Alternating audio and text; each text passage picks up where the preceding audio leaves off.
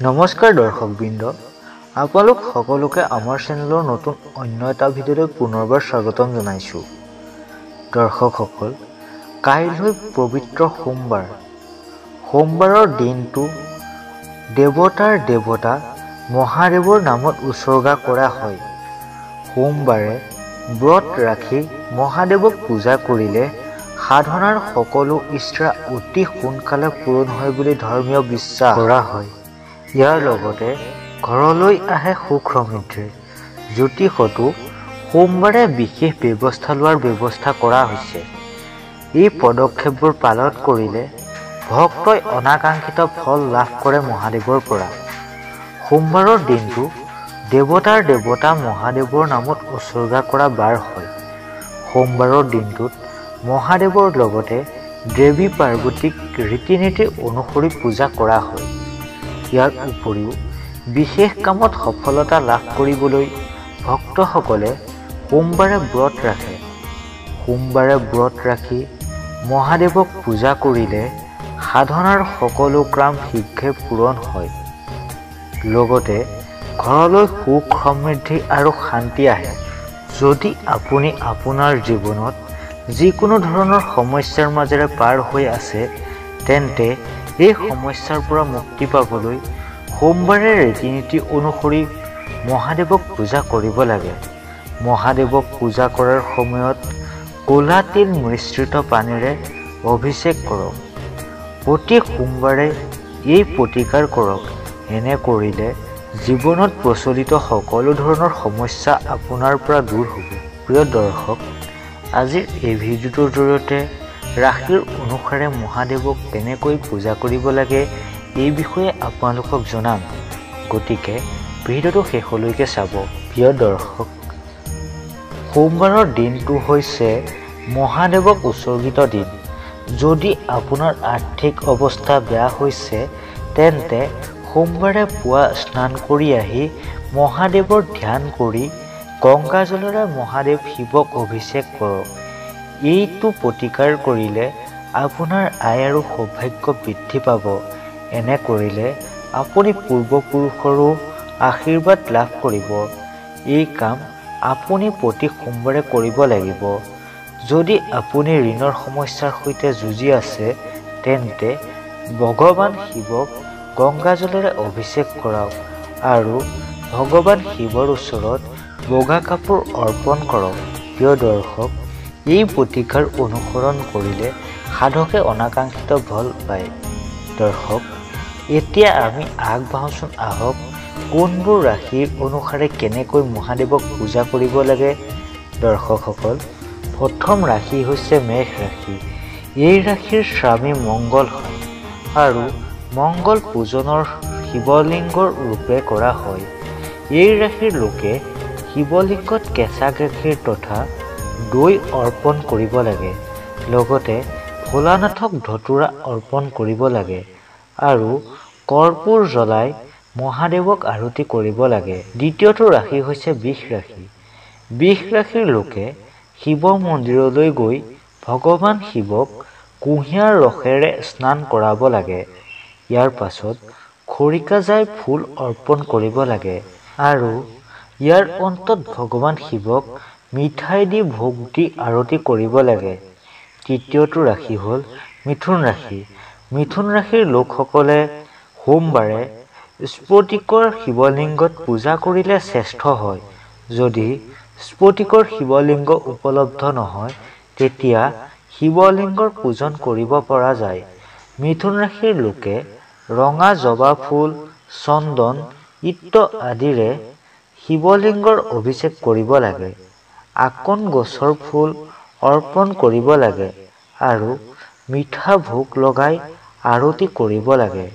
দৰ্শকসকল, চতুৰ্থটো ৰাশি হ'ল কৰ্কট ৰাশি। দৰ্শকসকল, এই ৰাশিৰ লোকসকলে সোমবাৰে অষ্টগন্ধ আৰু চন্দনেৰে মহাদেৱৰ অভিষেক কৰিব লাগে। আটাৰে তৈয়াৰী ৰুটিৰে ভোগ লগাই শিৱলিংগক পূজন কৰিব লাগে। শিৱলিংগত প্ৰতিদিনে কেঁচাৰ গাখীৰ অৰ্পণ কৰিব লাগে আৰু জল অৰ্পণ কৰিব লাগে। এতিয়া আহিছোঁ সিংহ ৰাশিলৈ। সিংহ ৰাশিৰ লোকসকলে সোমবাৰে ফলৰ ৰস আৰু পানীত চেনি মিহলাই শিৱলিংগৰ অভিষেক কৰিব লাগে। লগতে মহাদেৱক আকন ফুল অৰ্পণ কৰিব লাগে। পুষ্পৰ লগতে বেলপাত অৰ্পণ কৰিব লাগে আৰু মিঠাই ভোগ শিৱলিংগৰ ওচৰত দিব লাগে। তেতিয়া মহাদেৱ শিৱ সন্তুষ্ট হয়। এতিয়া আহিছোঁ কন্যা ৰাশিলৈ। দৰ্শকসকল, এই ৰাশিৰ লোকে মহাদেৱক বগৰী, ধতুৰা, ভাং আৰু আকন গছৰ ফুল অৰ্পণ কৰিব লাগে। লগতে বেলপাতত নৈবেদ্য অৰ্পিত কৰিব লাগে। ইয়াৰ অন্তত কৰ্পূৰ মিশ্ৰিত জলেৰে মহাদেৱক অভিষেক কৰিব লাগে। শিৱ পূজনৰ পাছত মহাদেৱৰ পৰিকল্পনা কৰিব লাগে। এনে কৰিলে তেওঁ শীঘ্ৰেই শুভ ফল লাভ কৰিব। দৰ্শকসকল, এতিয়া আহিছোঁ তুলা ৰাশিলৈ। তুলা ৰাশিৰ লোকে জলত নানান ধৰণৰ ফুল লৈ সেই জলেৰে মহাদেৱৰ অভিষেক কৰিব লাগে। ইয়াৰ পাছত বেলপাত, খৰিকাজা, জবা, চাউল, চন্দন আদি ভোলানাথক অৰ্পণ কৰিব লাগে আৰু ইয়াৰ অন্তত আপোনালোকে আৰতি কৰিব লাগে। দৰ্শকসকল, বৃশ্চিক ৰাশিৰ লোকসকলে সোমবাৰে শুদ্ধ জলেৰে শিৱলিংগৰ অভিষেক কৰিব লাগে। মৌ ঘিউৰে স্নান কৰোৱাৰ পাছত পুনৰ জলেৰে স্নান কৰাব লাগে আৰু পূজন কৰি আৰতি কৰিব লাগে। লগতে ৰঙা ৰঙৰ ফুল অৰ্পণ কৰিব। পূজনৰ পাছত মচুৰ দালিৰ দান কৰিব। দৰ্শকসকল, ধনু ৰাশিৰ লোকসকলে সোমবাৰে ভাত তথা চাউলেৰে শিৱলিংগৰ শৃংগাৰ কৰিব লাগে। প্ৰথমে চাউল সিজাই ঠাণ্ডা কৰি শিৱলিংগৰ শৃংগাৰ কৰিব লাগে। শুকান মেৱেৰে ভোগ লগাব লাগে। বেল পাত, জবা ফুল আদি অৰ্পিত কৰি আৰতি কৰিব লাগে। দৰ্শকসকল, মকৰ ৰাশিৰ লোকসকলে ঘেঁহুৰে শিৱলিংগক ধুই বিধি বিধানেৰে পূজন কৰিব লাগে। পূজন আৰতি পূৰ্ণ হোৱাৰ পাছত ঘেঁহুৰ দান দৰিদ্ৰ লোকক কৰিব লাগে। এই উপায় দ্বাৰা ব্যক্তিৰ সকলো সমস্যা দূৰ হয় আৰু এই ৰাশিৰ লোকসকলে মহাদেৱক তুষ্ট কৰিবৰ বাবে ঘেঁহু দান দিলেই মহাদেৱৰ কৃপা লাভ কৰিবলৈ সক্ষম হয়। দৰ্শকসকল, এতিয়া আহিছোঁ কুম্ভ ৰাশিলৈ।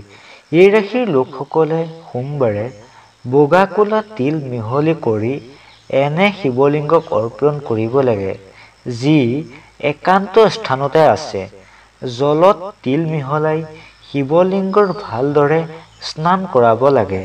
ইয়াৰ পাছত বগা ক'লা তিল অৰ্পণ কৰিব লাগে আৰু বগা ক'লা তিল অৰ্পণ কৰাৰ পাছত আৰতি কৰিব লাগে। দৰ্শকসকল, মীন ৰাশিৰ লোকসকলে সোমবাৰে নিশা আঁহত গছৰ তলত বহি শিৱলিংগৰ পূজন কৰিব লাগে। সেই সময়ত ওম নমঃ শিৱায় বুলি ৩৫ বাৰ উচ্চাৰণ কৰি বেলপাত অৰ্পণ কৰি আৰতি কৰিব লাগে। শিৱলিংগৰ ওপৰত বুট দালি অৰ্পিত কৰিব লাগে আৰু পূজনৰ পাছত সেই বুট দালিখিনি কোনো দৰিদ্ৰ লোকক দান কৰিব লাগে। দৰ্শকসকল, ৰাশিৰ অনুসৰি সোমবাৰে এনেদৰে মহাদেৱক পূজা কৰিলে মহাদেৱৰ কৃপাদৃষ্টি লাভ কৰিব পাৰি। দৰ্শকসকল, আজিলৈ ভিডিঅ'টো ইমানেই। আশা কৰোঁ আপোনালোকে ভিডিঅ'টো চাই ভাল পালে। যদি ভিডিঅ'টো চাই ভাল পালে ভিডিঅ'টোত লাইক এটা দি চেনেলটো ছাবস্ক্ৰাইব কৰি আমাকো অলপ আগবাঢ়ি যোৱাত সহায় কৰিব। ধন্যবাদ।